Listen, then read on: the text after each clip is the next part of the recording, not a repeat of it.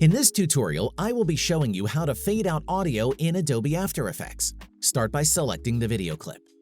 Click L on your keyboard to bring up the audio options.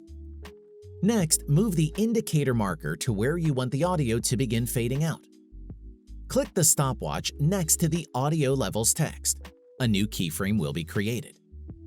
Move the indicator to the time you want the audio to be completely faded out by. You can also use the timestamp on the left to move to an exact point. Select the audio level and set it somewhere between -45 and -80. Expand the waveform from the left. This will make it easier to see how the drop in audio level is affecting the sound on the video. Adjust the audio level as needed.